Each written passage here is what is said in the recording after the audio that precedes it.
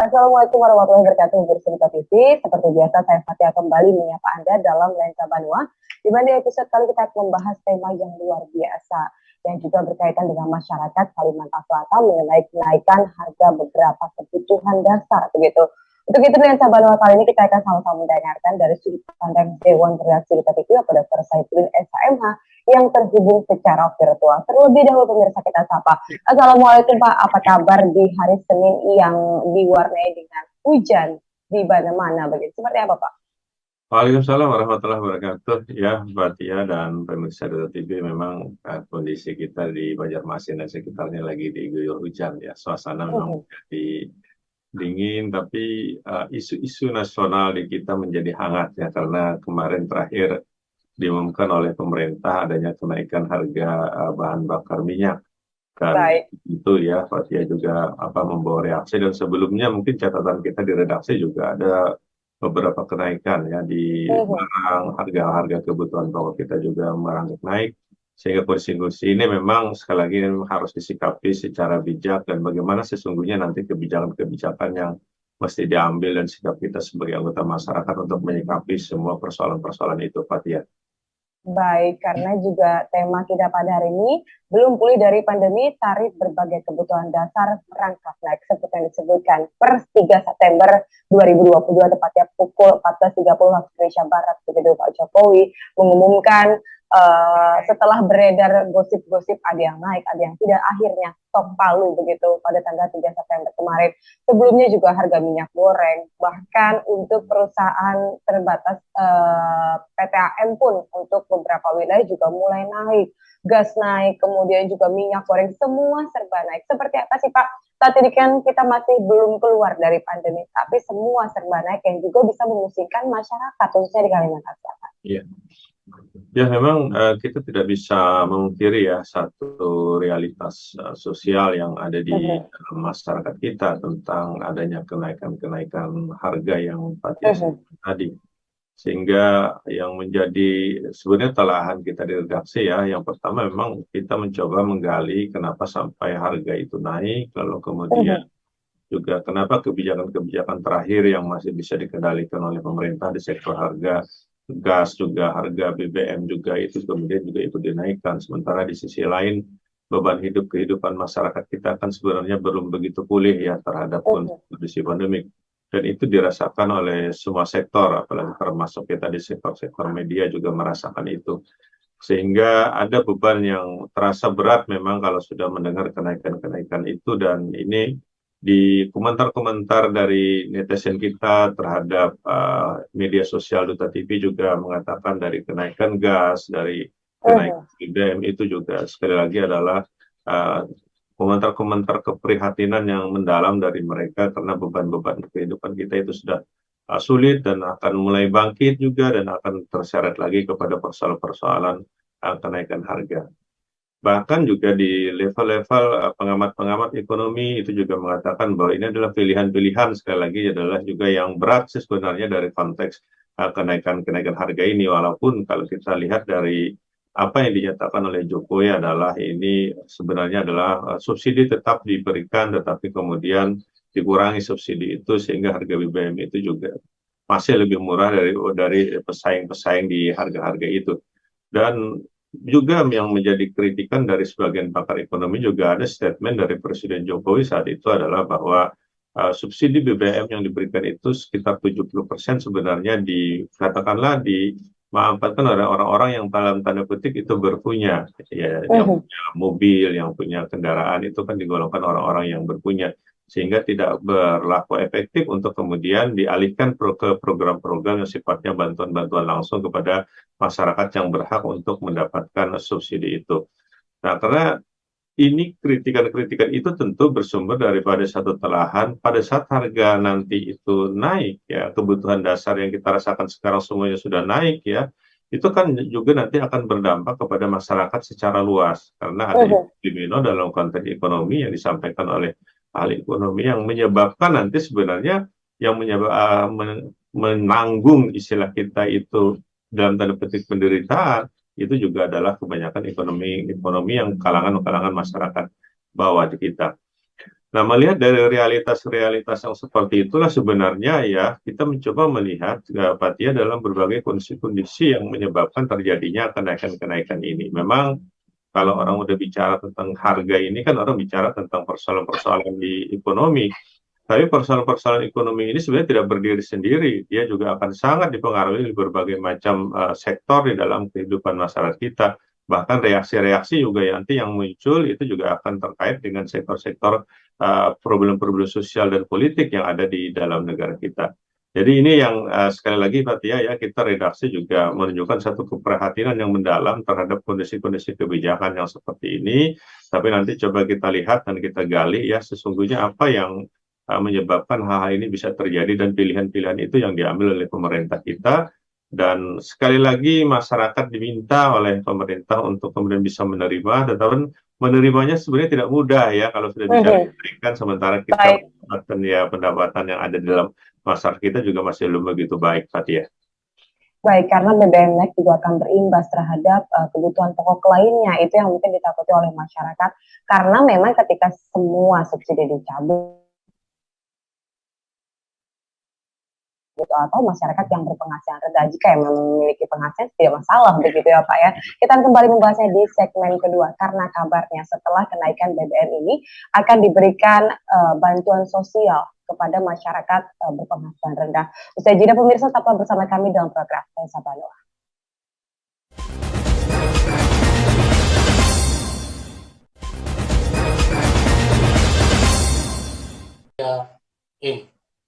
Terima kasih pemirsa masih menyaksikan kami dalam Desa Banoa masih dengan tema yang sama, belum pulih dari pandemi, tarif berbagai kebutuhan dasar merangkak naik dan masih tentu secara virtual dengan Dewan Redaksi kita Bapak Dr. Saifuddin SHMH.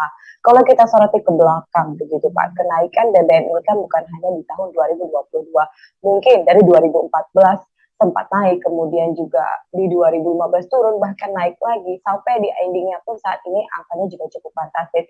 Seperti apa melihat kondisi saat ini, tapi di sisi lain karena kenaikan ini banyak berbagai faktor nih Pak, seperti apa? Ya, Fatia dan pemirsa Del TV ya, dalam konteks kenegaraan kita ya, memang tujuan negara itu kan sebenarnya untuk melindungi masyarakat kita, untuk mensejahterakan masyarakat kita, sehingga dalam konteks yang disebut dengan welfare state atau negara kesejahteraan itu, maka kita akan menganut dua model dalam konteks kehidupan ekonomi kita. Ada yang kita sebut dengan ya model yang diemban itu adalah yang disebut dengan mixed economy atau ekonomi gabungan, dalam tanda petik adalah pemerintah tidak membiarkan harga itu sesuai dengan harga pasar. Nah, kalau Pembelian itu BBM kemudian lebih tidak sesuai dengan difokuskan harga tahap pasar sosialisasi yang kepada para disebut oleh pembeli yang pemerintah datang sekarang ke yang disebut dengan SPBU. harga keekonomian Dinamika Sari, itu, Duta TV maka lalu kemudian Banjarmasin. negara campur tangan di Penggunaan situ, aplikasi My campur tangan Pertamina yang untuk merupakan gebrakan mengintervensi baru pasar. pemerintah. Nah, intervensi terhadap pasar inilah yang kemudian bagaimana dilakukan untuk politik perekonomiannya untuk mengendalikan yang kita sebut dengan harga. Ada intervensi itu dalam mixed economy itu, Fatia dan pemirsa TV, dengan cara kemudian melakukan usaha langsung di sektor yang terkait dengan kepentingan hajat hidup orang banyak. Ini yang kita sebut dengan BUMN, di situ Badan Usaha Milik Negara, yang awalnya memang BUMN ini juga ditujukan sebenarnya hanyalah untuk melayani masyarakat dalam konteks welfare state, walaupun ada perubahan cara pandang paradigma yang kemudian supaya BUMN ini mandiri dan bahkan bisa juga menghasilkan profit untuk mendanai APBN di kita. Nah, tetapi dalam konteks khusus yang terkait dengan Pertamina, ya memang yang terkait dengan bahan bakar ini, yang menurut di Undang-Undang Migas kita dan turunan-turunan dari undang-undang itu memang harga itu ditetapkan oleh pemerintah karena ada intervensi dari pemerintah untuk kemudian mengendalikan harga itu agar tidak terjangkau atau tidak terlalu mahal dan bisa tetap terjangkau oleh masyarakat. Dan ini berlanjut sebenarnya ya dari satu rejim ke rejim yang lain dari pemerintahan kita, sehingga tarik-menarik antara kemudian memberikan subsidi dan kemudian mengurangi subsidi itu sendiri sehingga mengakibatkan fluktuasi harga BBM. Dan tarik-menarik itu tentu dihadapkan kepada kondisi-kondisi yang disebut dengan harga keekonomian itu. Nah, kita tahu dan harus menyadari ya, dari sudah 10 tahun yang lewat, bangsa kita harus menyadari bahwa kita bukan lagi penghasil minyak dunia ini ya, yang dulu yang kita sebut negara-negara OPEC itu. Tapi kemudian kita ini sebenarnya adalah negara konsumsi yang besar ya, untuk bahan bakar minyak itu di dunia. Nah, oleh karena itulah lalu kemudian sejumlah regulasi ditetapkan untuk mengendalikan harga itu. Nah, tapi karena konsumsi bahan bakar minyak ini semakin meningkat, ya maka beban untuk mensubsidi itu semakin besar. Sehingga yang kalau kita dengar dari apa yang dikatakan oleh Presiden Jokowi, ya nanti kalau gitu dibiarkan, ya ada sekitar 500 triliunan hanya digunakan untuk mensubsidi bahan-bahan bahan bakar minyak, dan yang disinyalir sekali lagi menurut pendapatnya pemerintah adalah 70% dinikmati oleh orang-orang yang semestinya tidak pas untuk menikmati subsidi itu. Nah, inilah yang menjadi dasar sih sebenarnya ya dalam konteks welfare state, kenapa kemudian di kita dari tahun ke tahun persoalan mengenai BBM ini karena dikendalikan harganya oleh pemerintah dengan instrumen Mhm. subsidi, menjadikan dia tarik ulur, dan ini menjadi hal-hal yang sifatnya kadang-kadang pertimbangannya tidak saja pertimbangan sosial ekonomi, tetapi juga ada pertimbangan-pertimbangan politis di sana. Nah, bagi Baik. kita sih sebenarnya Pak Tiara pada saat mencermati ini, tentu ya dari beberapa kalangan yang kita dapatkan sumber di redaksi adalah memang sekarang ini kondisinya lah secara global itu agak sulit karena dipicu oleh beberapa kondisi seperti yang menjadi tema kita sekarang ini, juga kondisi-kondisi pandemik itu kan sebenarnya pemulihannya belum pulih. Lalu kemudian ditambah lagi adanya perang ya antara Rusia dan Ukraina yang menyebabkan ada 300 juta lebih ada krisis pangan di dunia, termasuk krisis energi sebenarnya, karena dua negara ini juga penghasil energi yang kita sebut dengan Rusia dan Ukraina itu. Sehingga ada beberapa sumber ya di kalangan DPR RI juga mengatakan bahwa ini adalah sebenarnya tahun-tahun yang sulit bagi Indonesia dan bagi semua negara, tetapi Indonesia termasuk beruntung karena punya ketahanan pangan yang lebih Mhm. dibandingkan beberapa negara yang sekarang kesulitan-kesulitan pangan itu. Nah, terhadap sektor di bahan bakar minyak ini yang menyebabkan ternyata tidak mampu lagi menahan yang disebut dengan harga yang terjadi di pasar internasional. Dan sebenarnya tidak saja harga, karena ada sedikit penurunan juga di sektor internasional mengenai harga keekonomian itu, tetapi jumlah konsumsi bahan bakar kita yang dinilai masih besar dan terus bertambah, yang itu menyebabkan memang beban negara untuk mensubsidi itu sudah semakin berat dirasakan oleh APBN kita.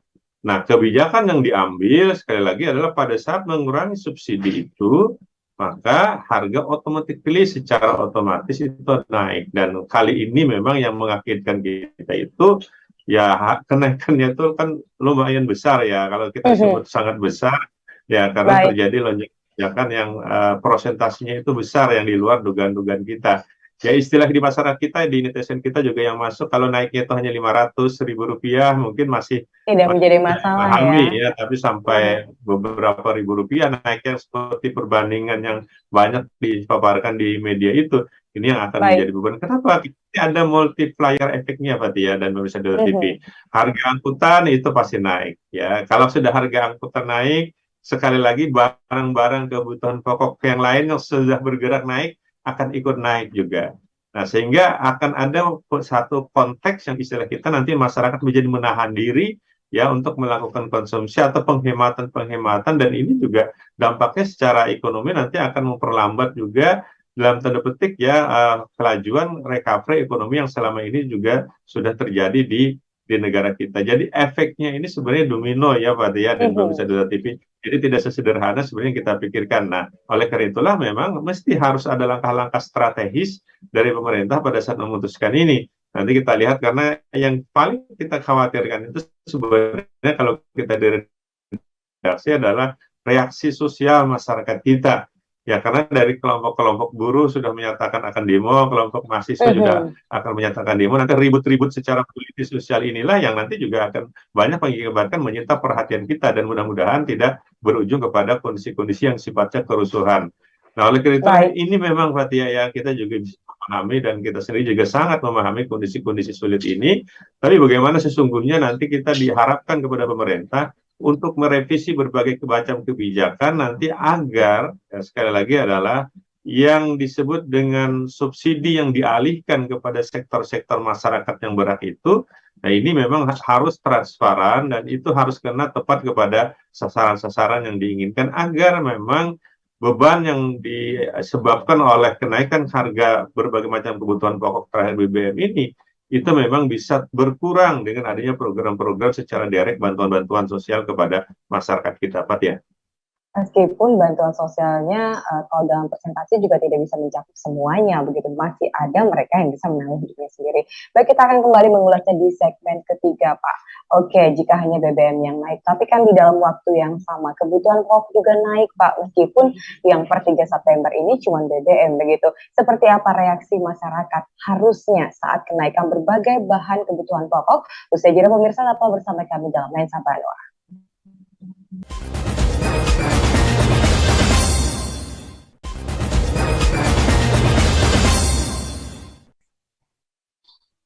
Belum pulih dari pandemi, tarik berbagai kebutuhan dasar perangkat naik. Kami kembali untuk Anda pemirsa di segmen ketiga, masih bersama dengan Deo Redaksi kita. Seperti yang disampaikan saat kenaikan BBM kemarin, akan dialihkan kepada bantuan sosial kepada masyarakat yang membutuhkan dan diharapkan sesuai dengan target sasaran. Seperti apa ini Pak? Meskipun seperti yang saya sounding tadi bahwasanya ini tidak bisa mencakup seluruh masyarakat Indonesia begitu. Tapi seperti apa reaksi sosial? Karena juga dikabarkan besok pada tanggal 6 September 2022 masyarakat akan berkumpul untuk melakukan aksi demo, Pak, untuk menolak kenaikan harga BBM ini sendiri.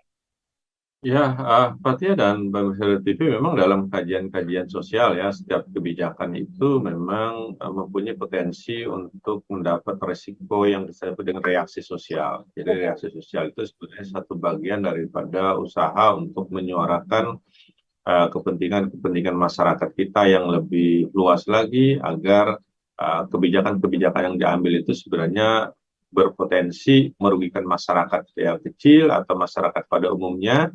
Lalu kemudian diarahkanlah nanti kebijakan-kebijakan itu sebenarnya adalah kepada sebagian besar masyarakat yang tidak beruntung. Itu yang disebut dengan konteks yang kita sebut dengan keadilan sosial.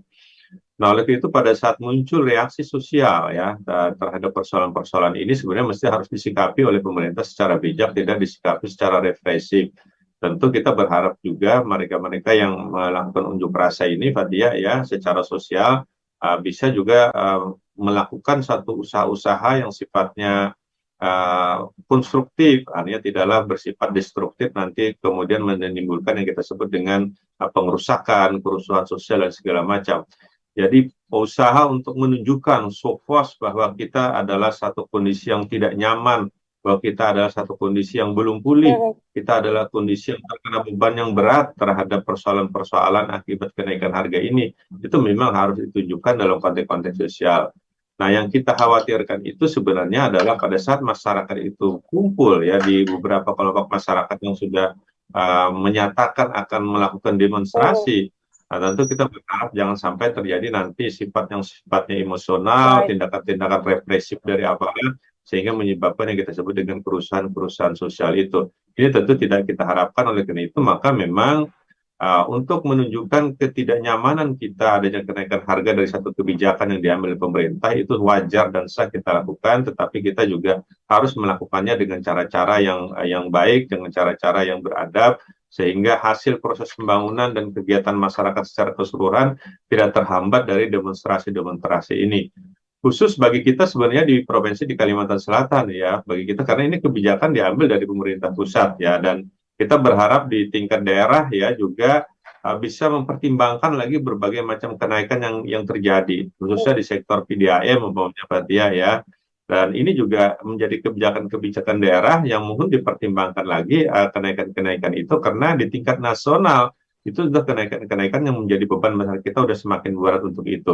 Jadi ada istilah kita itu kewenangan-kewenangan di tingkat daerah yang terkait dengan kebijakan-kebijakan di sektor-sektor daerah itu mesti harus dipertimbangkan lagi untuk memberikan kemudahan dan keringanan ke masyarakat agar tidak terjadi beban yang berangkap atau berganda di masyarakat kita. Nah, dari hal-hal yang sifatnya ya lokal di Banua kita ataupun di sifatnya nasional, ya memang kita harus sikapi ya di dalam konteks ya kehidupan sosial kita. Reaksi itu menurut kita wajar ya, tapi kemudian kita harus dengan kepala dingin bagaimana kemudian agar masyarakat kita tetap memperjuangkan dengan cara-cara yang baik, dengan cara-cara yang beradab. Yang kedua, pemirsa Fathia dan pemirsa Duta TV ya, pada saat kemudian reaksi itu muncul, tentu harus disertai dengan satu perubahan-perubahan kondisi-kondisi objektif. sebagaimana yang saya katakan di awal tadi, menurut beberapa informasi yang kita dapat meredaksi sebenarnya kondisi ekonomi dunia, negara kita dan benua kita sebenarnya tidak begitu baik lah kondisinya sekarang. Pas masih ada pandemik, masih ada perang.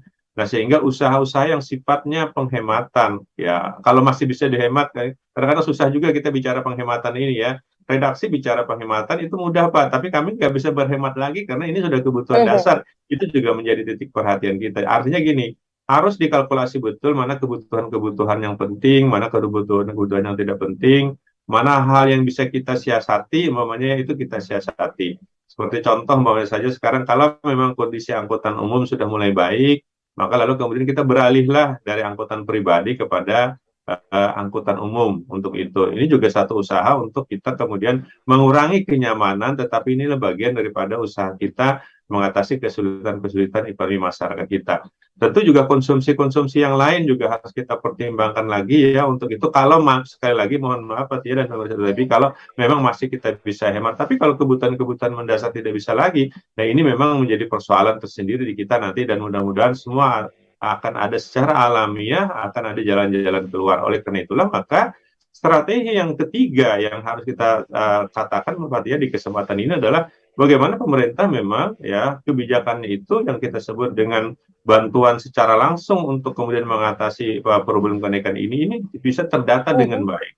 Maka di sektor-sektor pekerja yang selama ini ya istilah kita itu masih kita kesusahan bangkit secara pandemik, itu harus dilanjutkan yang subsidi terhadap ya pekerja-pekerja kita yang katakanlah ya memang lagi kesulitan karena OMP juga kita tidak naik dalam beberapa tahun, bahkan bukan saja tidak naik tapi juga akan turun dalam pendapatan.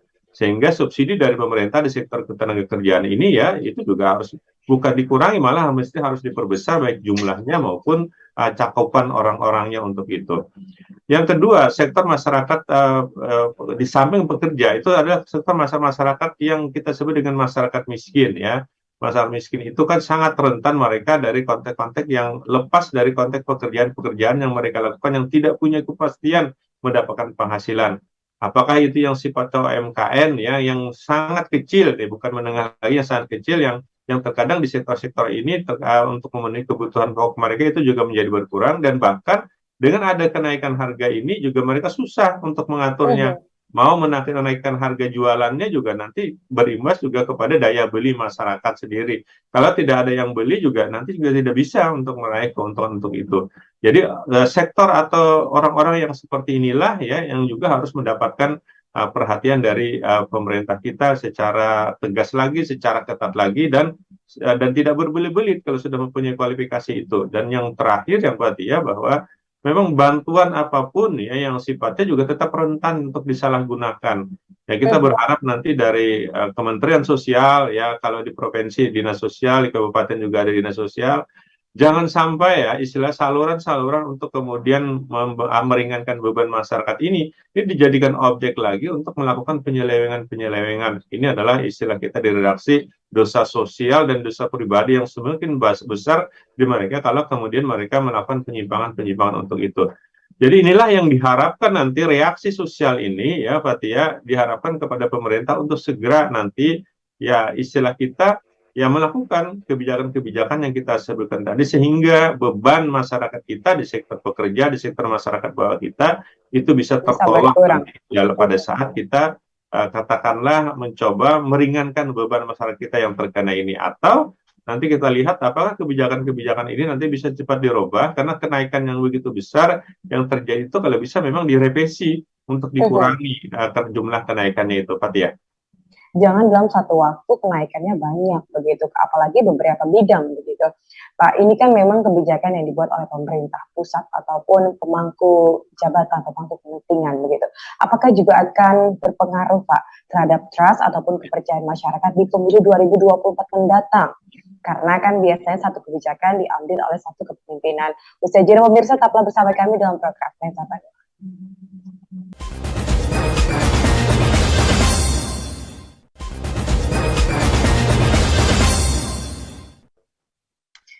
Ya, kami kembali untuk Anda pemirsa di segmen terakhir atau segmen keempat. Langsung saja nih Pak Saifuddin.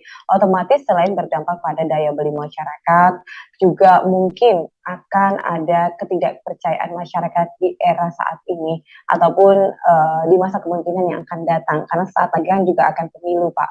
Otomatis akan ada tokoh-tokoh yang muncul untuk menjadi kepala negara ataupun kepala daerah. Sehingga ketika ada kenaikan harga BBM yang dianggap masyarakat juga merugikan atau ada kemungkinan kenaikan-kenaikan yang lain, apakah masyarakat ke depannya di 2024, Pak, untuk tidak percaya atau bahkan angka golput semakin tinggi?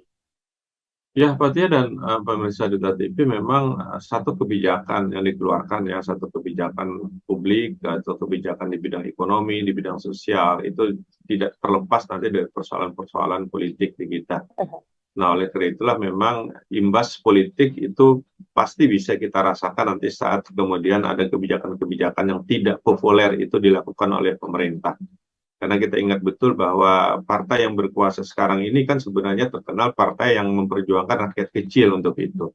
Nah, tapi pada saat berkuasa pun ternyata juga kan tidak bisa menahan katakanlah untuk memberikan subsidi kepada rakyat itu sedemikian besar sehingga harus jebol juga dengan yang angka yang besar kemudian menyebabkan terjadinya kenaikan harga BBM dan kenaikan harga di sektor-sektor yang lain karena akibat pengaruh secara global juga yang tidak bisa kita hindari. Nah, oleh karena itu, maka ini harus menyadarkan kita semua ya kepada masyarakat kita sebenarnya dari perspektif politik itu juga kalau ada janji-janji politik, kalau ada istilah kita statement-statement politik itu juga tidak bisa kita telan mentah-mentah karena juga nanti akan sangat tergantung kepada kondisi-kondisi objektif pada saat nanti kebijakan itu dilakukan.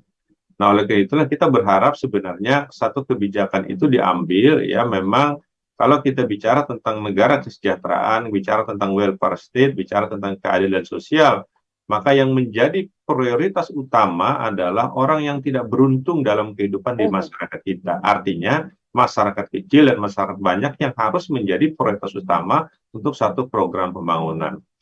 Nah, yang menjadi persoalan di kita sebenarnya menurut kita di redaksi, Pak Tia, sebelum kebijakan ini diambil, mestinya kebijakan diambil dulu untuk kemudian menanggulangi masyarakat-masyarakat kita yang tidak beruntung tadi. Jadi kalau di kita ini kan setelah kebijakan itu diambil, baru kemudian disusun kebijakan untuk menanggulangi dampak terhadap masyarakat miskin tadi, atau masyarakat yang katakanlah tidak beruntung tadi. Nah, oleh itu ada baik sebenarnya dibalik. Jadi kebijakan kita untuk masyarakat miskin itu digelontorkan lebih dahulu, baru kemudian kebijakan pengurangan subsidi ini dilakukan sehingga dampaknya itu tidak terasa dan tidak membuat kita panik di dalam konteks kehidupan sosial kita.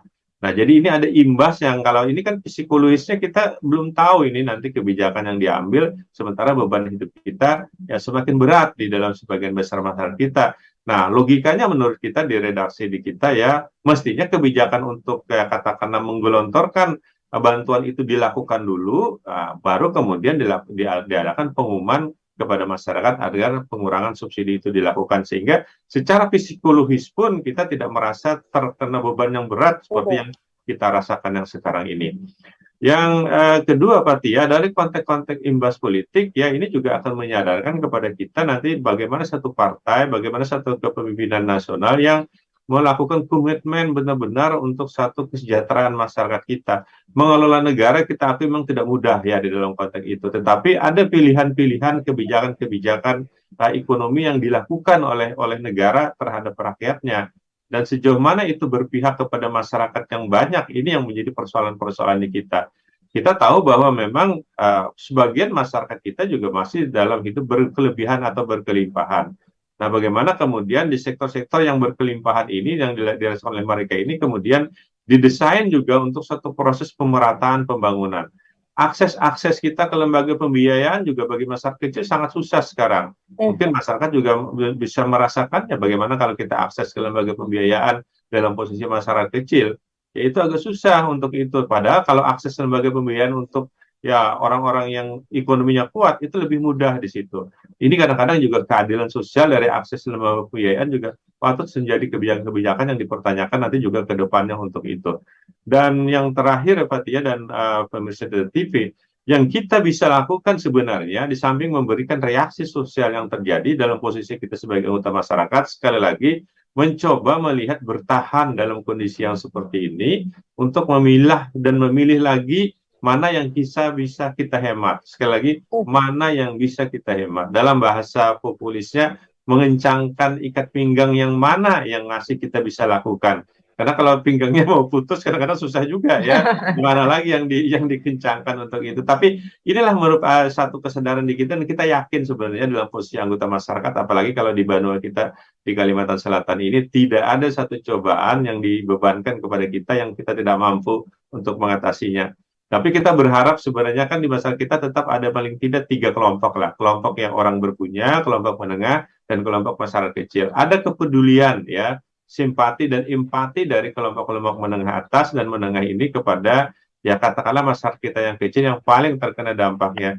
Janganlah umpamanya gini ya Pak Tia dan pemirsa YouTube, secara contoh yang praktis saja ya, pada saat belanja ke pasar ya, orang-orang yang berpunya kok nawarnya itu luar biasa gitu ya. Ini kadang-kadang ya jangan dipikirkan nawar lagi, malah kalau bisa dibantu ya harganya untuk itu. Karena di mereka itu sebenarnya dampak ini hanya mengurangi kenikmatan. Sementara masyarakat kita yang kecil, ini soal hidup di mereka ya.